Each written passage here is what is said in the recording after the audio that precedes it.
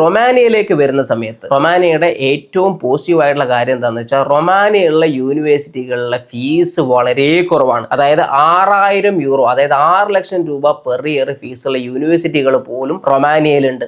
അതായത് ജോർജിയയുടെ ഫീസിൽ നമുക്ക് യൂറോപ്യൻ യൂണിയനിലെ ഷെങ്കൻ രാജ്യത്ത് പഠിക്കാൻ പറ്റും. രണ്ടാമത്തെ കാര്യം, റൊമാനിയയും ഒരു ഷെങ്കൻ രാജ്യമാണ്, ഒരു യൂറോപ്യൻ യൂണിയൻ രാജ്യമാണ്. അതുകൊണ്ട് തന്നെ നമുക്ക് പഠിക്കണ സമയത്ത് കിട്ടുന്നത് ഷെങ്കൻ വിസയാണ്. അതിൻ്റെ എല്ലാ അഡ്വാൻറ്റേജുകളും നമുക്കുണ്ട്. അതായത് പഠിച്ചു കഴിഞ്ഞാൽ നമുക്ക് 29 ഷെങ്കൻ രാജ്യങ്ങളിലേക്കും വിത്തൗട്ട് ലൈസൻസിങ് എക്സാം പോകാൻ പറ്റും. അവിടുത്തെ ലാംഗ്വേജ് എക്സാം മാത്രം ക്ലിയർ ചെയ്താൽ മതി. അതുപോലെ പഠിക്കുന്ന സമയത്ത് നമുക്ക് ഈ ഷെങ്കൻ രാജ്യങ്ങളിലെല്ലാം വെക്കേഷൻ്റെ സമയത്തൊക്കെ ടൂർ പോകാൻ പറ്റും, ഈ രാജ്യങ്ങൾ കണ്ടുവരാൻ പറ്റും, അവിടുത്തെ മെഡിക്കൽ ഇൻഫ്രാസ്ട്രക്ചർ മനസ്സിലാക്കി വരാൻ പറ്റും എന്നുള്ള ബെനിഫിറ്റ് ഉണ്ട്. മൂന്നാമത്തെ കാര്യം, റൊമാനിയയിലുള്ള പല സിറ്റികളും ബൾഗേറിയനേക്കാളും കുറച്ചുകൂടെ ഡെവലപ്ഡ് ആയിട്ട് എനിക്ക് തോന്നിയിട്ടുണ്ട്. അതായത് കുറച്ചുകൂടെ വൈബ്രന്റ് ആയിട്ട് എനിക്ക് തോന്നിയിട്ടുണ്ട്. നാലാമത്തെ കാര്യം, റൊമാനിയയിലുള്ള പല യൂണിവേഴ്സിറ്റികളും നല്ല രീതിയിലുള്ള ക്ലിനിക്കൽസ് ഉണ്ട്. അതായത് നമ്മളിപ്പോൾ ക്ലൂജിലുള്ള യൂണിവേഴ്സിറ്റിയോ അല്ലെങ്കിൽ ബുക്രസ്റ്റിലുള്ള തന്നെ കരോൾ ഡെവില യൂണിവേഴ്സിറ്റിയോ അല്ലെങ്കിൽ കോൺസ്റ്റാൻസയിലുള്ള ഒബിഡിയസ് യൂണിവേഴ്സിറ്റി, ഇങ്ങനെയുള്ള യൂണിവേഴ്സിറ്റികളൊക്കെ എടുക്കുന്ന സമയത്ത് നല്ല രീതിയിലുള്ള ക്ലിനിക്കൽസ് കിട്ടുന്ന യൂണിവേഴ്സിറ്റികളാണ് ഇതൊക്കെ. ഇങ്ങനെയൊക്കെ ആണെങ്കിൽ കൂടി റൊമാനിയയിലെ ഏറ്റവും വലിയ നെഗറ്റീവ് എന്താണെന്ന് വെച്ചാൽ റൊമാനിയയിലെ യൂണിവേഴ്സിറ്റികളിലെ സീറ്റുകളുടെ എണ്ണം വളരെ കുറവാണ്. അതായത് കോൺസ്റ്റാൻസയിലുള്ള ഒബിഡിയസിലാകെ 30 സീറ്റേ നോൺ EU സ്റ്റുഡൻസിനുള്ളൂ. ഇങ്ങനെ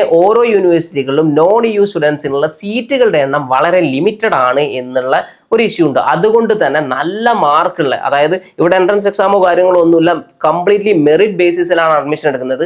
അതുകൊണ്ട് തന്നെ +2 ഒരു 95% മുകളിലൊക്കെ മാർക്കുള്ള കുട്ടികൾക്ക് മാത്രമേ റൊമാനിയയിലുള്ള യൂണിവേഴ്സിറ്റികളിൽ അഡ്മിഷൻ കിട്ടുള്ളൂ എന്നുള്ള ഒരു നെഗറ്റീവ് ഉണ്ട്. റൊമാനിയയിലെ രണ്ടാമത്തെ ഡിമെറിറ്റ് എന്താണെന്ന് വെച്ച് കഴിഞ്ഞാൽ റൊമാനിയയിൽ പഠിച്ചു കഴിഞ്ഞാൽ റൊമാനിയയിൽ ഒരു ഡോക്ടറായിട്ട് വർക്ക് ചെയ്യണം എന്നുണ്ടെങ്കിൽ നമുക്ക് റൊമാനിയയിലുള്ള PR വേണം, പെർമനന്റ് റെസിഡൻസ് വേണം. അതായത് നമ്മൾ പഠിച്ചിറങ്ങി കഴിഞ്ഞാൽ ഉടനെ നമുക്കൊരു ഡോക്ടറായിട്ട് വർക്ക് ചെയ്യാൻ പറ്റില്ല. പകരം നമ്മൾ എന്താ വെച്ചാൽ ഒരു 2 വർഷം കൂടെ, അതായത് നമ്മൾ പഠിക്കുന്ന സമയത്ത് 6 വർഷമാണല്ലോ കോഴ്സ്, ഈ 6 വർഷം എന്ന് പറഞ്ഞാൽ 3 വർഷത്തെ PR ഇയേഴ്സ് ആയിട്ട് കൺസിഡർ ചെയ്യും. അത് കഴിഞ്ഞിട്ട് ഒരു 2 വർഷം കൂടെ നമ്മൾ വേറെ എന്തെങ്കിലും ഫീൽഡിൽ വർക്ക് ചെയ്ത് കഴിഞ്ഞ് കഴിഞ്ഞാലാണ് നമുക്ക് അവിടുത്തെ PR കിട്ടുള്ളൂ. ഈ PR കിട്ടിക്കഴിഞ്ഞാൽ മാത്രമേ നമുക്ക് റൊമാനിയയിൽ ഒരു ഡോക്ടറായിട്ട് വർക്ക് ചെയ്യാൻ പറ്റുള്ളൂ. PRന്റെ മുന്നേ നമുക്ക് വർക്ക് ചെയ്യാൻ പറ്റില്ല. അതല്ലെങ്കിൽ നമ്മൾ ഏതെങ്കിലും റൊമാനിയനെ കല്യാണം കഴിച്ചിട്ട് PR എടുക്കണം. അപ്പം അങ്ങനെയാണെങ്കിൽ നമുക്ക് റൊമാനിയയിൽ ഒരു ഡോക്ടറായിട്ട് വർക്ക് ചെയ്യാൻ പറ്റും. മൂന്നാമത്തെ കാര്യം, റൊമാനിയയിലെ ലിവിങ് എക്സ്പെൻസ് വളരെ കൂടുതലാണെന്നുള്ളതാണ്. അതായത് നമ്മളിപ്പം ബുക്രസ്റ്റിൽ അല്ലെങ്കിൽ ക്ലൂജിലൊക്കെ നിൽക്കുന്ന സമയത്ത് നല്ല രീതിയിലുള്ള ലിവിങ് എക്സ്പെൻസ് ഉണ്ടാവാറുണ്ട്. ഇവിടെയൊക്കെ കുട്ടികൾ ഭൂരിഭാഗ സമയത്തും അപ്പാർട്ട്മെന്റിലാണ് നിൽക്കാറുള്ളത്.